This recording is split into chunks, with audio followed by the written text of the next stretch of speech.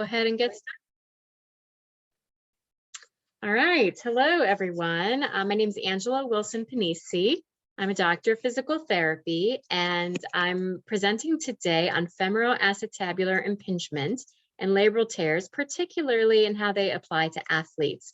But this information does go across multiple population. It's certainly, unfortunately, labral tears and femoral acetabular impingement problems are not limited to athletes. So this information is useful for multiple activity levels and activities.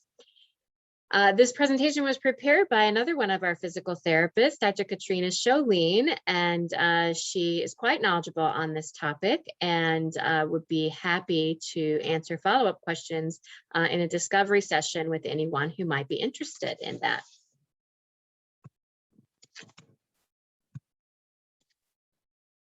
So the hip is a ball and socket joint, and what that really does for people is it allows them multiple directions of movement. You really have 360 degrees of movement in the hip joint, which is really unlike very few other joints in the body. Really, the only other joint in the body that's like this is the shoulder.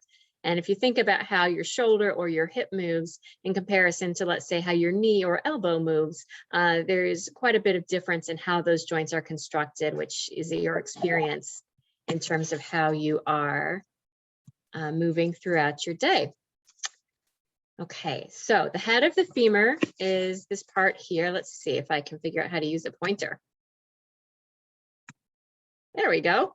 So this is the head of the femur, and it is the ball portion of the ball and socket joint, and it sits inside the acetabulum of the pelvis. So the acetabulum is really the socket, or where that ball fits into.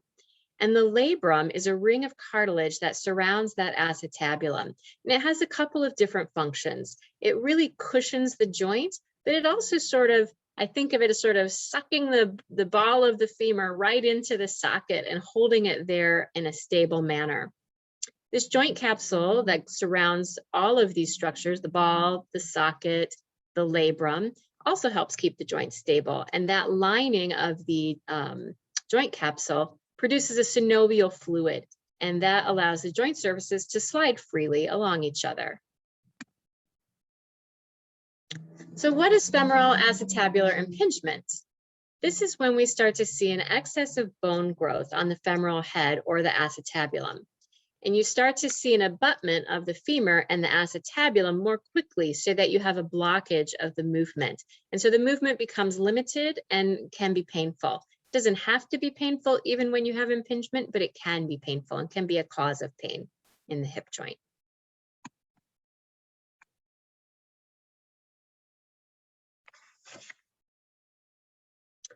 Sports that require a lot of hip flexion, like football, soccer, hockey, or in dancers, these athletes can all be more prone to developing femoral acetabular impingement.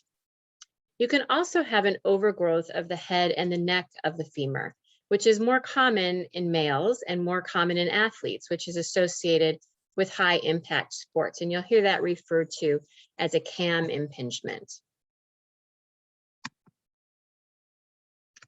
There's a couple of different types of impingement. One is a pincher impingement. And that's where we see that overgrowth of the acetabulum that I was talking about. And it comes around the top like that. And it's a little bit more likely to be asymptomatic. So you may have this, it could have developed, maybe you were a high impact athlete when you were younger, and you developed this type of impingement, but you never knew you had it, and it's not been a problem for you. So it's more likely to be asymptomatic. And again, both of these types of impingements are more common in athletes. So how does a labral tear develop? This is a traumatic injury is one option. It's usually with a forceful twist and you've heard a pop.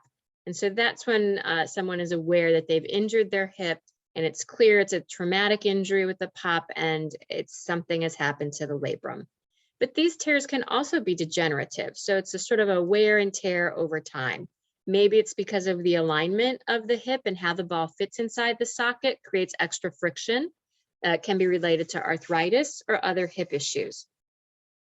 There are also altered joint mechanics because of that acetabular impingement that can promote wear and tear more quickly. So sort of if the ball doesn't fit perfectly inside the socket and you're getting a more forceful rub of the ball against the socket over time, you can begin to develop a tear, a degenerative tear in the labrum.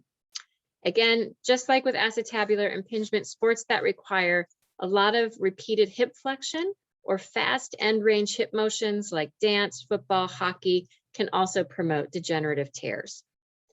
Runners, you sometimes see compression of that joint when you have a restricted hip flexor, and that can contribute to labral injury and pain. Again, though, what we don't know is which labral tears are a problem because many can be asymptomatic. So it's common to have an asymptomatic labral tear, and this can be present in as many as 69% of adult hips. So a labral tear could be the explanation for your symptoms, or you could have symptoms and you may also just happen to have a labral tear that doesn't have anything to do with it. So that's the tricky part of a labral tear diagnosis.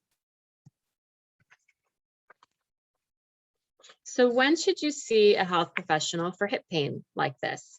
If you're having pain that's limiting your performance or your day-to-day activities. You might notice pain if you have this type of injury, if you're sitting, squatting, pivoting while running, bringing your knee up towards your chest, feeling that sort of a pinch in the front of your hip, or crossing your legs. And the pain is more likely to be found in that sort of hip crease or groin area, or it could also be in the buttocks. So how can a physical therapist help with something that's related to bony alignment and bony pressure? Well, bony pressure can be influenced by muscles. So the first thing a physical therapist would do is look for weak or tight muscles, check for restrictions in your range of motion, check your balance, look at your gait while either walking and or running, and review how you're doing activities where you feel these symptoms to see if there's anything that can be done to modify the mechanics so that you don't keep sort of rubbing salt in that wound or keep getting that pressure in the intense area where it's becoming symptomatic for you. It also will, your physical therapist will also look at your personal goals and see what's important to you in terms of what you really must be able to do. So those wants and those needs, evaluating that and figuring out what's most important to you. So we also have hip muscles, the outside muscles, the inner thigh muscles, and the gluteal muscles. What you'll see with a labral tear is that these muscles can be weaker compared to the unaffected side, or you might see weakness on both sides if you looked at other people in comparison who didn't have symptoms. So your weak hip may not be your torn hip, and your torn hip may not be your weak hip, but you can either see weakness in the muscles on the side that has a tear, but you could also see it on the other side, sometimes related to compensation. When you look at single leg activities like going downstairs or doing a squat on one leg, when you have a labral injury or impingement, you will see altered mechanics. So again, sometimes we don't know, are those altered mechanics because you have a labral tear, or is the labral tear the thing making you use altered mechanics? If we see someone walking not able to fully extend their hip, that is also associated with femoral acetabular impingement and labral injuries. And so your physical therapist will help you with things like how you're squatting, with the timing of your muscles and how they're turning on and off. And same thing with pivoting to help decrease pain and adjust where the stress is being applied in the hip joint and in the labrum itself.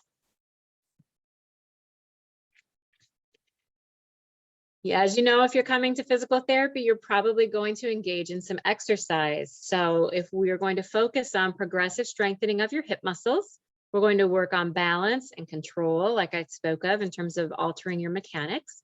We'll really work on optimizing how you function on single leg activities, such as standing on one leg, going up and down on stairs. And then we'll tie in and be more specific about your specific activity or sport that you'd like to return to, so that we can return you to it as safely and at the highest level of participation possible. In terms of the types of muscles that we'll focus on strengthening, we'll specifically be working on those gluteals, those inner thigh muscles, outer thigh muscles, as well as the flexors in the front of the hip, because we want them to support the hip joint and give you improved joint mechanics as you move. The balance and single leg strengthening is really important that you're successful with those activities before reattempting sports. Because if you're not stable enough in a single standing position, and then you try to go back to a dynamic activity where you sometimes have to be on one leg, you really are setting yourself up for an even greater injury. So your physical therapist would guide you through dynamic exercises to help mimic these sports scenarios and plan your regular exercises around your injury, and then work on maintaining your improvements and minimizing pain over time.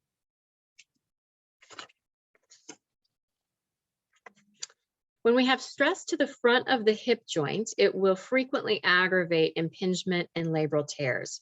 So we specifically do some hands-on techniques to help make the exercises more comfortable in the short term. So think of it as if there's a little more room in that joint capsule because we've stretched it out with some mobilization techniques. It's easier for the hip to go through its range of motion without being pinched or compressed against the area of impingement. Helps you in the short term, but in the same time will teach you ways to maintain that mobility over time so that you can help prevent the pain from coming back. What if none of this works? Well, in some cases, a physical therapist is not going to be enough to help manage the pain or help you return to all the activities that you like and enjoy. So in some cases, then you would need to see an orthopedic hip specialist or sports medicine physician to help determine and go through the best medical or surgical management plan to help get you back to your activities. And the most important part about what they will also be doing for you is helping discern that, is this a labral tear that just happens to be present, or is this a labral tear that's causing symptoms? And the work you've done with your physical therapist will also be helpful in answering that question, because you will have been able to determine over time whether you're able to find movements that do not aggravate these symptoms. And if you can learn different ways of moving, it's possible that you may not be as symptomatic, and it could be one of those tears that does not have to affect your life as much as it was before you started. These slides will be available for your review. We'll be posting them online with all the references Katrina used in preparing this presentation. Anyone who is watching this presentation is eligible for a complimentary telehealth discovery session with one of our physical therapists. And we would be happy to schedule that for you if you'd like to give our office a call at 773-665-9950. What they will do is take you through set you up to have 15 to 20 minute consultation via telehealth with a therapist to talk about your symptoms, get a better sense of how this is affecting your life, and whether a physical therapist is a good place to start in terms of evaluating these symptoms, or whether they would recommend you follow up with a specialist who they can certainly also help refer you to as well. I'm going to go ahead and stop the recording now, and I would be happy to take any questions. Thank you.